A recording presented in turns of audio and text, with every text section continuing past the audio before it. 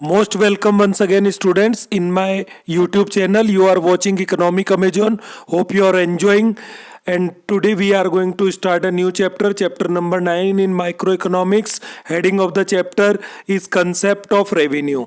What is revenue? In this chapter, we will find some points. First point, what is revenue? हम देखेंगे कि revenue क्या होता है. Second, total revenue, marginal revenue and average revenue के बारे में हम डिस्कस करेंगे and relation between them. And third and last point, firms revenue curve और demand curve in different form of market. जो perfect competition, monopolistic, monopoly, oligopoly, इनमें firm का demand curve क्या होता है ये हम देखेंगे. Let's start today's study. Before start studying, it is my humble request once again that kindly subscribe my YouTube channel, like the video and press the bell button there. Let's start today's study. First point is what is revenue. Revenue क्या होता है? In simple words, if I tell you that revenue is the total billing amount, जो भी माल बेचने से producer या firm के पास पैसा आता है वो टोटल जो पैसा है वो रेवेन्यू कहलाता है. If you can take the example for it. Here is the example on your screen. Suppose you are running a factory producing ice cream. You produces 1000 ice cream daily. By selling this ice cream you get 10,000 rupees in economics. This amount of 10,000 is called revenue. अगर आप एक दिन में 1000 ice cream produce करते हैं और उनको बेच देते हैं 10,000 रुपये में, देन टोटल ये जो 10,000 रुपीज़ का अमाउंट है यही आपका रेवेन्यू होगा. सो शॉर्ट डेफिनेशन अपनी क्या बनती है? By selling a commodity what ever money a firm receives is called its revenue. तो जो भी कमोडिटी बेचने पे एक फर्म के पास जो पैसा आता है इट इज कॉल्ड रेवेन्यू, वो उसका रेवेन्यू कहलाएगा. बॉक्स में शॉर्ट डेफिनेशन डॉले की जो दी गई है, the revenue of the firm its sale receipts, जो सेल की रिसीट्स होती हैं, और money receipts from the sale of product, जो उसको अपने प्रोडक्ट को बेचने से मिलती है, it is called revenue. So it is clear कि रेवेन्यू क्या होता है. Now revenue and the profit are different concept. Revenue और प्रॉफिट जो क्या है, it is two different concepts हैं. What is the relation between both of them? You can understand it by two formulas which are shown on your screen. First, profit is equal to revenue minus cost. अगर आप revenue में से जो cost है उसको minus कर देते हैं तो आपके पास प्रॉफिट आ जाता है. सेकंड, अगर आपको रेवेन्यू को कैलकुलेट करना है देन कॉस्ट प्लस प्रॉफिट दोनों को आप ऐड कर देंगे. तो by these formulas you can easily identify the difference between the profit and revenue. Now come to the total revenue, marginal revenue and average revenue. ये तीन कंसेप्ट हम पढ़ेंगे. जैसा टोटल रेवेन्यू नाम से पता चलता है ये टोटल रेवेन्यू होगा फर्म का. मार्जिनल रेवेन्यू एडिशनल रेवेन्यू होता है. Average revenue when you divide total revenue by the unit of output से डिवाइड लगाते हैं तो एवरेज रेवेन्यू आ जाता है. Let's study about them in detail.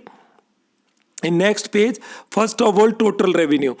Total revenue of a firm gets, जो कोई भी फर्म है उसको टोटल रेवेन्यू क्या मिलता है? By selling a given output is called total revenue. जो भी उसका आउटपुट होता है उसको पूरा वो बेच देता है. जैसे किसान अपनी फसल को बेचता है मार्केट में, पूरी फसल बेचने के बाद उसको जो पैसा मिलता है it is called total revenue for a farmer. If 100 ice cream slabs are sold, 100 ice cream की स्लैब को बेचा जाता है एट द रेट ऑफ 100 पर स्लैब, तो टोटल रेवेन्यू आपका क्या हो जाएगा? 100 इंटू 100. तो ये आपके पास 10,000 टोटल रेवेन्यू हो जाएगा. टोटल रेवेन्यू कैसे कैलकुलेट करेंगे? Output into price. Total output को उसकी प्राइस से आप मल्टीप्लाई कर दें then you will get total revenue. फॉर्मूले के फॉर्म में आप इसको कैसे याद रख सकते हैं? TR is equal to P into Q. TR जो आपका P इंटू क्यू हो जाएगा. It is the formula to calculate total revenue. Price और क्वांटिटी को मल्टीप्लाई करना है. हियर इज द डिटेल, यहाँ डिटेल दी गई है. TR मतलब total revenue, P for price, Q for total output जो यूनिट है. इन फोकस जोन अगेन ये रिपीट हुआ है. TR refer to the money receipts of the firm from the sale of its total output. It is estimated as add this. इसको estimate कैसे करेंगे? TR is equal to price into output. तो आप ये formula याद रखें. Second, marginal जो revenue है, marginal revenue is also called additional revenue. जैसे ही कोई फर्म एडिशनल आउटपुट बेचता है, एक और यूनिट वो बेचेगा कमोडिटी का, तो एडिशनल यूनिट सेल करने से टोटल रेवेन्यू में जो इंक्रीज होता है it called marginal revenue. In formula you can calculate MR is equal to TRN minus TRN minus 1. इस फॉर्मूले से आप इसको कैलकुलेट कर सकते हैं. The formula is on your screen. Marginal revenue is the change in total revenue when one more unit of commodity is sold. अगर आप इसको डिफाइन करना चाहते हैं then you can go with these lines.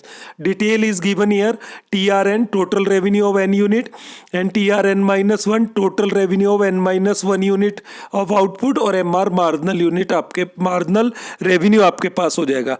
Here comes the illustration, एक illustration से इसको समझते हैं। इफ TR इक्वल टू 10,000 है when 10 unit of commodity sold, मतलब 10 यूनिट कमोडिटी का बेचने पे आपको 10,000 का टोटल रेवेन्यू मिलता है। और जैसे ही आप एक वन मोर एक्स्ट्रा, जैसे एक एक्स्ट्रा यूनिट को बेचते हैं, ₹11,000 when 11th unit of the commodity is sold. जैसे आपने 11th कमोडिटी का एक स्लैब बेचा तो आपको टोटल रेवेन्यू 11,000 रुपये मिलने लगा।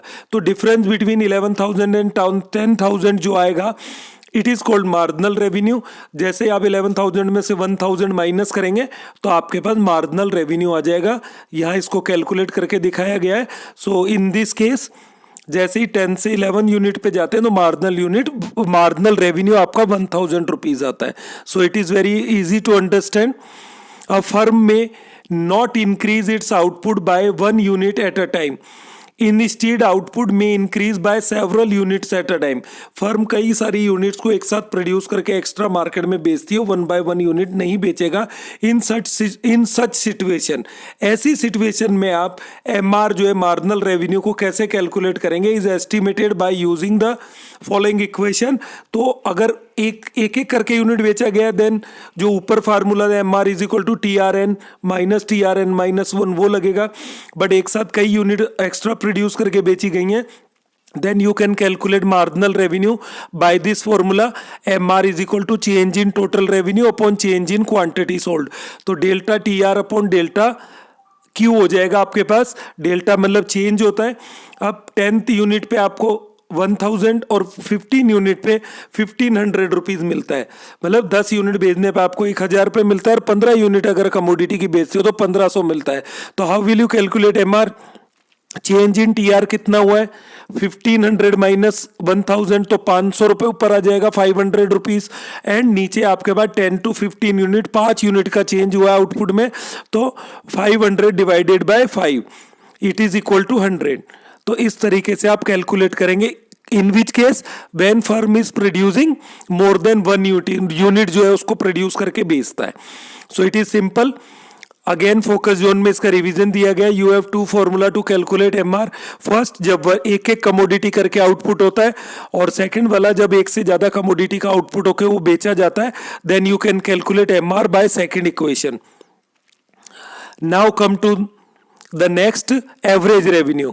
यहाँ एक चीज अपने पास रह गई है, sigma MR is equal to TR। It is really important, sorry मैं इसको मिस करने वाला था। सिग्मा MR, जो MR का सम होता है, मार्जिनल रेवेन्यू का जो सम टोटल होता है, it is always equal to total revenue होगा। You can make a schedule to show it, आगे जाके हम इसको देखेंगे शेड्यूल से जब स्टडी करेंगे। तो sum total of MR corresponding to किसके बराबर होगा, टोटल रेवेन्यू के बराबर हमारे पास हो जाएगा। तो यहाँ लिखा हुआ है sum total of MR corresponding to each unit of output is equal to TR। तो इस फॉर्मूले को भी आप याद रखें, sigma MR is equal to TR। Now come to the average revenue. Average revenue क्या होता है, I already told you that TR is divided by Q. When you will divide the total revenue by the output unit, then you will get average revenue. Formula जो calculate करने का है, AR is equal to TR upon Q। AR average revenue है, TR total and Q quantity of output. It is very easy to calculate. Let take the example for illustration. TR is equal to 1,000 is given here and Q 100 given, then AR is equal to 1,000 upon 100 it is equal to 10। इसी तरीके से आप calculate करेंगे। Thus AR refer to the rate at which output is sold. तो AR उस rate को बताता है जिस रेट से आउटपुट को बेचा जाता है। What is rate? अब रेट क्या होता है, it refer to the price of commodity.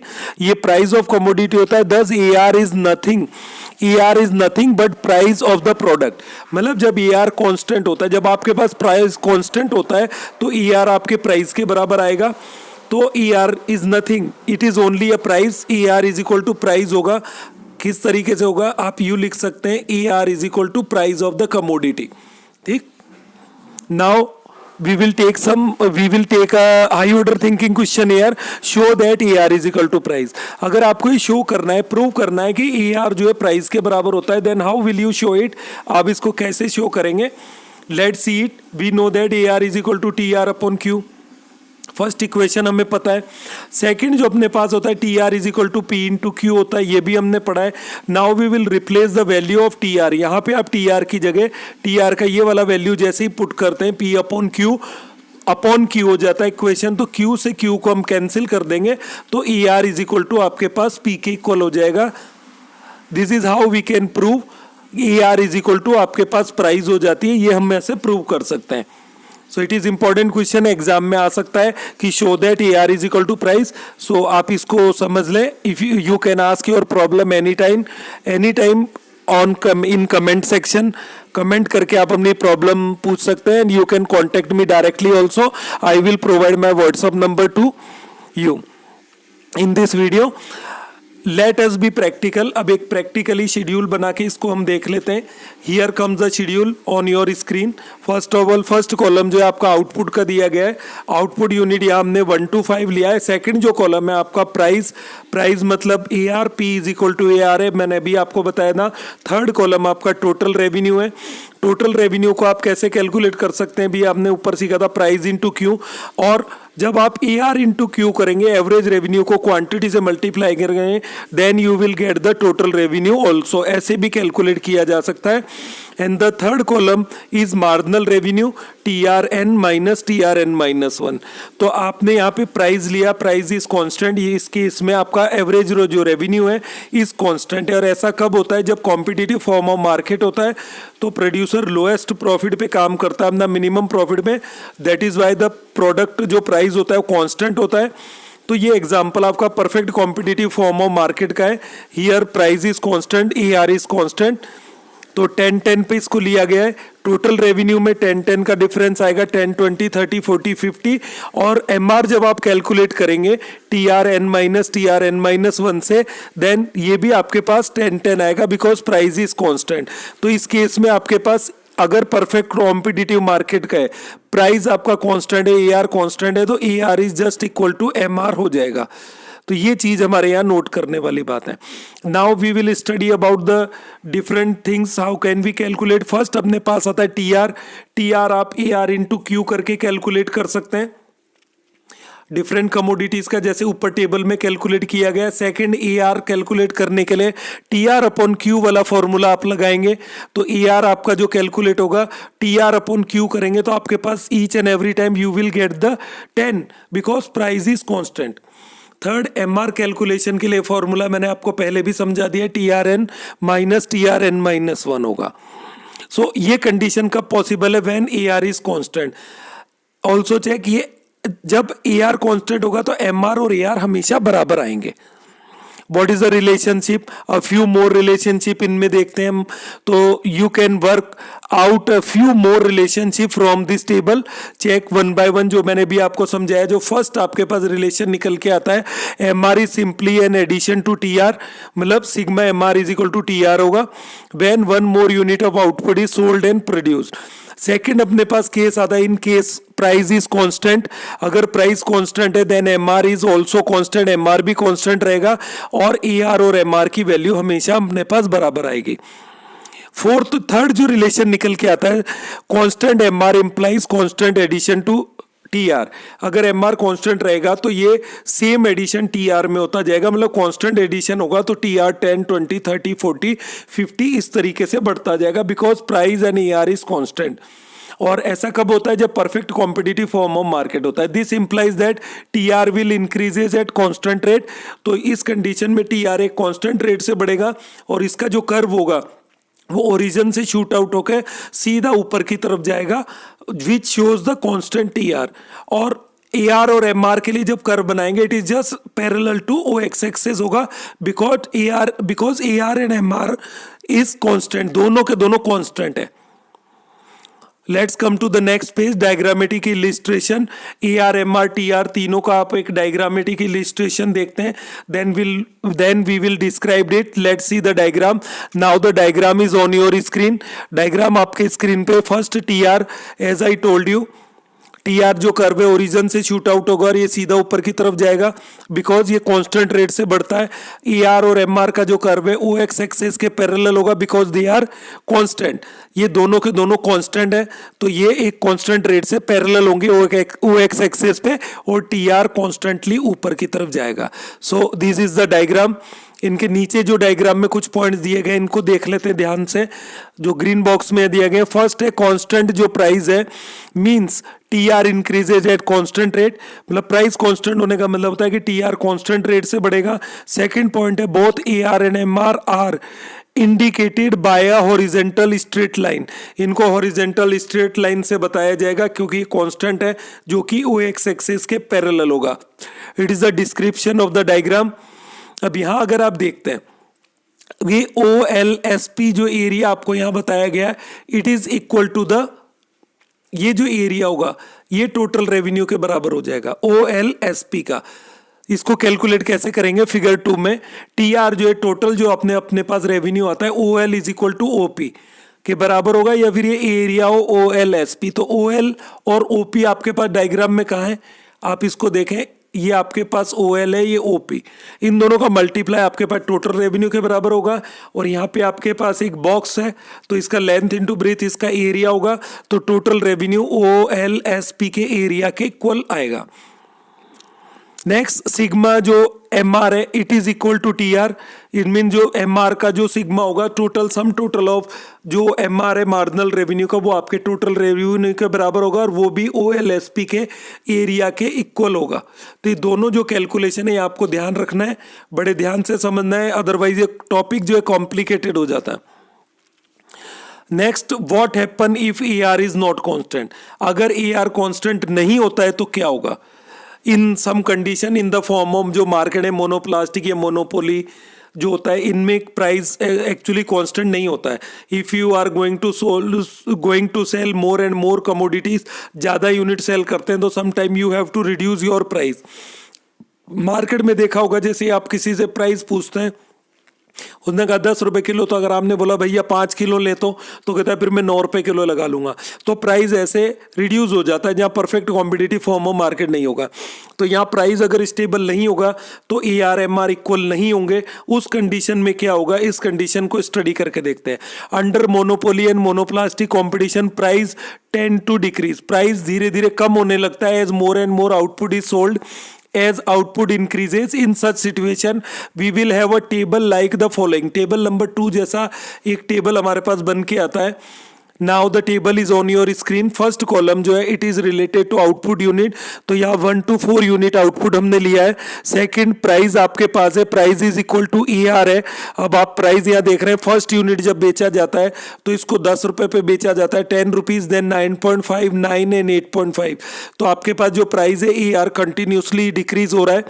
T R निकालने के लिए आप ई आर इंटू क्यू कर सकते हैं, प्राइस को क्वांटिटी से मल्टीप्लाई करेंगे, A R is equal to price है तो 10 into 1 is equal to 10, then 9.5 को आप 2 से मल्टीप्लाई करते हैं, then 19, 9 multiply by 3 it is equal to 27 and 8.5 multiply by 4 it is equal to 34। M R you can calculate by same formula T R N minus -1, तो ये 10, 9, 8, 7 तक आ जाएगा आपके पास। और यू आर ऑब्जर्विंग कि एम आर भी continuously कम हो रहा है, 10, 9, 8, 7। Now the point to be noted, if you compare AR and MR को अगर आप यहाँ कंपेयर करते हैं टेबल में तो आप देख रहे हैं कि जो AR है ये 0.5 कम हो रहा है और MR जो आपके पास है 1 कम हो रहा है। सो वी कैन ऑब्जर्व कि MR is decreasing faster than AR। तो जो एम आर का कर्व होगा वो हमेशा ए आर कर्व से पीछे की तरफ नीचे की तरफ रहेगा, बोथ आर डाउनवर्ड स्लोपिंग होंगे क्योंकि दोनों डिक्रीज हो रहे हैं। Then the shape of the curve A R and M R downward sloping, but M R curve decrease more than A R curve, मतलब वो फास्टर गिरेगा। नाउ check the table, जो some points to be noted है। first, in case of AR is declining, MR also decline, अगर AR कम होगा तो MR भी कम होगा। second point, when AR is declining by 0.5 तो MR आपका by 1 डिक्रीज हो रहा है। this prove that under monopoly और monoplastic competition MR declines faster than AR, ये मैंने अभी आपको बताया। थर्ड पॉइंट है when MR is declining we are adding less and less to TR for every additional unit of output. तो हर बार लेस और लेस ऐड होता जाएगा। इट मीन जो टीआर है, TR increases at decreasing rate, तो टीआर भी डिक्रीजिंग रेट से बढ़ेगा। तो इसके कर्व का शेप पहले की तरह जो था स्ट्रेट ओरिजिन से शूट आउट होकर ऊपर नहीं जाएगा, डिफरेंट टाइप का शेप होगा। Can M R be zero और नेगेटिव? क्या एम आर कभी जीरो हो सकता है या नेगेटिव हो सकता है? Yes, M R can be zero और negative. It is clear from the following illustration से क्लियर है कि एम आर जीरो हो सकता है और वो नेगेटिव भी हो सकता है। In which condition? इसको देखते हैं। Here comes another schedule on your screen.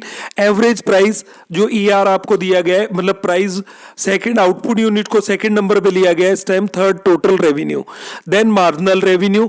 इनको कैलकुलेट कैसे करना है? सेम फॉर्मूला जो आपको बताए गए। तो आप यहाँ तो मार्जिनल कॉलम, मार्जिनल रेवेन्यू वाले कॉलम में देख रहे हैं, इस जगह जाके आपका मार्जिनल रेवेन्यू जीरो होता है, then it will become zero. जो हमने कहा है कि आप मार्जिनल रेवेन्यू जीरो और नेगेटिव हो सकता है। तो प्राइस आपके पास पहले 100 था, 80, 40, 30 हुआ है। आउटपुट यूनिट 1 to 5 मूव हुआ है। Total revenue 100, then 60, then 160। तो मल्टीप्लाई करेंगे 100 को 1 से, 100 आएगा, 80 को 2 से 160, 40 मल्टीप्लाई बाय 4 160। देन 160 में से 160 को जब आप माइनस करते हैं तो आपके पास यहाँ मार्जिनल रेवेन्यू जीरो आ जाता है। उसके बाद आपके पास ये 150 हो जाता है, 30 मल्टीप्लाई बाय 5। ऐसा क्यों हो रहा है? क्योंकि प्राइस कॉन्टिन्यूसली कम होता जा रहा है। तो यहाँ 150 में से 160 माइनस करते हैं, then marginal revenue will be negative, तो ये नेगेटिव हो जाएगा। पॉइंट जो है नोटेड, टू बी नोटेड, जो हमने इस शेड्यूल से ऑब्जर्व किया, फर्स्ट अपने पास आता है M R can be zero और even negative when price is declining. Thus M R जब जीरो होगा व्हेन आउटपुट 4 यूनिट, जो डायग्राम में आपके पास at the output of 4 unit M R zero हो जाता है, so that T R is maximum. तो ये पॉइंट नोट करना है कि जब एम आर आपका जीरो होगा वो पॉइंट ऐसा होगा जहाँ टी आर मैक्सिमम होगा, और जब एम आर नेगेटिव होता है तो टी आर डिक्लाइन होना स्टार्ट हो जाता है। और जब तक एम आर कम होता रहेगा तब तक टी आर डिक्रीजिंग रेट से आगे बढ़ता रहेगा। T R start declining when M R is negative. जब एम आर नेगेटिव हो जाता है तो टी आर डिक्लाइन होना स्टार्ट होता है। और when M R is declining less and less is added to T R. तो जैसे एम आर डिक्लाइन होगा तो हर बार टी आर में लेस और लेस एडिशन होगा output, accordingly T R increases है डिक्रीजिंग रेट, तो टी आर बिगिनिंग में डिक्रीजिंग रेट से बढ़ेगा। So these are the relation when price is not constant. और ऐसा कब होता है? Under monopolistic and monopoly form of the market. और परफेक्ट जो कंपटीशन है उसमें तो प्राइस कांस्टेंट रहता है। तो हमने दोनों केस पढ़ लिए, when price is constant and when price is not constant. Let's come to the diagrammatic presentation. इनका डायग्रामेटिक प्रेजेंटेशन देख लेते हैं। T R M R when price is not constant. So T R का curve कैसा होगा? If you compare now, the whole diagram is on your screen. आपकी screen पे ये डायग्राम आ रहा है। जो आपके पास टी आर है ये शुरू में डिक्रीजिंग रेट से बढ़ेगा, डिमिनिशिंग रेट से। बी पे जाके टी आर मैक्सिमम हो जाता है आपके पास, देन इट स्टार्ट डिक्रीजिंग, तो ये डिक्रीज होने लगता है। But point to be noted कि यहाँ पे टी आर कर्व जो है एक्स एक्सिस को टच हो रहा है। ये कौन सी कंडीशन है जहाँ टी आर एक्स एक्सिस को टच करेगा? It is only possible when the price of the product is zero, and I think the price of the products is not zero. वो जीरो नहीं हो सकती, सो it is a ideal situation. T R curve x axis को तभी touch करता है जब price of product zero हो जाता है। इसी तरीके से एवरेज रेवेन्यू भी एक्स एक्सिस को तभी टच करेगा जब प्रोडक्ट का प्राइस आपके पास जीरो हो जाता है। नीचे आपके पास ई आर और एम आर कर्व को दिखाया गया, बोथ आर डाउनवर्ड स्लोपिंग, दोनों डाउनवर्ड स्लोपिंग है। पर जो एम आर कर्व है वो ई आर कर्व से पीछे की तरफ है। It shows that M R declining faster than E R. जो एम आर है वो ई आर से फास्टर नीचे की तरफ गिरता है। दोनों डाउनवर्ड स्लोपिंग है। E R curve touches x axis only when the price of product is zero. और एम आर जो है, एम जो आपके पास पॉइंट है यहाँ पे ये जीरो होता है और after this M R negative होता है। All the conditions are shown here. Let's come to the point given below the diagram. First point है up to the point B. जो पॉइंट बी आपने ऊपर देखा है, T R curve is increasing at decreasing rate. This is because M R is decreasing. मैं आपको दोबारा दिखा देता हूं डायग्राम में। टी आर जो कर्व है बी पॉइंट तक डिक्रीजिंग रेट से बढ़ेगा क्योंकि एम आर डिक्लाइन हो रहा है। इसके बाद एम आर जब नेगेटिव होता है, जब एम आर जीरो होता है तो T R maximum B point पे होगा, और जब एम आर नेगेटिव होता है तो टी आर डिक्लाइन होना स्टार्ट हो जाएगा। सेकंड जो पॉइंट था, at the point B T R is maximum, this is because M R is zero, मैंने भी आपको बताया. Third point, beyond the point B T R start declining, this is because M R is negative. और B point के बाद T R decline कम होना start होता है क्योंकि यहां पर एम आर नेगेटिव हो जाता है. Next, in the situation of zero price, जब प्राइस जीरो होता है, A R touches x axis, तो एवरेज रेवेन्यू वाला कर्व एक्स एक्सिस पे टच हो जाएगा. Accordingly T are also touches x axis. तो मैंने बताया था टी आर और ए आर कर्व एक्स एक्सिस को तभी टच करेंगे जब प्रोडक्ट का प्राइस आपके पास जीरो हो जाता है. So it is clear. Diagram बनाने का प्रैक्टिस करें. जो पॉइंट है रिलेशन बिटवीन ऑल दिस, ये आपको याद करने. It is really important relations, exam में पूछा जा सकता है. Now this is the description of the diagram, you can read it by pausing your screen any time. Now again it is the revision time in focus zone. How you can estimate the TR, AR, MR? The formula are given here. I already explained it for you. There are three formula, TR, AR, MR calculate करने का. Relationship between TR and MR, you can revise it from the focus zone by pausing your screen. First point है, when TR is increasing at constant rate, constant rate पे अगर बढ़ता है, MR should be constant. It happens under perfect competition में ऐसा होगा. Second है, when TR is increasing at diminishing rate, से वो बढ़ता है, MR should be diminishing होगा. at a situation under monopoly और monopolistic competition में ऐसा होगा. Third, when TR is maximum, MR is zero होगा. ये भी monopolistic और monopoly competition form of market में होगा. फिर अपने पास आता है जो फोर्थ पॉइंट है, when TR is diminishing, MR negative होगा. सो ये रिलेशनशिप है जो आप यहाँ रिवाइज करेंगे. Relationship between AR and MR क्या होगा, व्हेन एआर इज डिक्रीजिंग, जब एआर आपके पास डिक्रीजिंग होता है, MR should be decreasing faster than AR, दस डाउनवर्ड स्लोपिंग. ये होगा MR curve is below the downward sloping AR curve. दोनों कम होंगे पर एमआर कर्व तेजी से गिरता है, तो एमआर कर्व एआर कर्व से पीछे की तरफ होगा. थर्ड आता है, MR can be negative but not AR. MR zero हो सकता है और नेगेटिव हो सकता है, बट एआर जीरो तभी होगा जब प्राइस जीरो होगी, but AR can not be negative. Now come to the high order thinking question. First, what is firm's demand curve? Firm का डिमांड कर्व क्या होता है? Actually firm's demand curve is a curve showing relationship between price of the product. जो price of product होता है वही उनका demand curve होता है. That is firm is producing, जो फर्म प्रोड्यूस करता है, and its quantity demanded in the market. We know for a firm price जो होता है वो AR के बराबर होता है. We also know that firm's AR curve shows the relationship between price और AR एंड आउटपुट में रिलेशन बताता है in the market. Accordingly we can state that firm's demand curve is the same as the AR curve. मतलब firm का demand curve AR curve के बिल्कुल बराबर होगा. सेकंड क्वेश्चन है, what is the firm price line? Firm का price line क्या होता है? What is its shape? उसका शेप क्या होगा? Firm's price line is the same as firm's AR curve. Firm का जो AR कर्व होता है वही उसका प्राइस लाइन होता है under perfect competition. Firms price line is a horizontal straight line होता है. परफेक्ट कंपटीशन में प्राइस कांस्टेंट होता है, तो इसका कर्व कैसे आता है? ओ एक्स एक्सिस के पैरेलल आता है. आपने डायग्राम में भी ऊपर पढ़ा है. तो व्हेन AR स्लोप्स डाउनवर्ड, जब प्राइस कांस्टेंट नहीं होता तो AR कर्व डाउनवर्ड स्लोपिंग होता है, MR कर्व भी डाउनवर्ड स्लोपिंग होता है. Then AR, so that MR का जो वैल्यू है उस समय AR से कम रहेगा, क्योंकि MR फास्टर गिरता है AR से. MR कर्व तेजी से गिरेगा. For a firm under perfect competition, figure 6 for a firm under monopoly. तो जो फिगर 4 था वो तो परफेक्ट कॉम्पिटिशन के लिए आपने पढ़ा था, और जो फिगर 6 है वो when price is not constant, monopoly और मोनोप्लास्टिक के लिए पढ़ा था. I think you are enjoying. I think this is enough for this part. This is the first part of this chapter.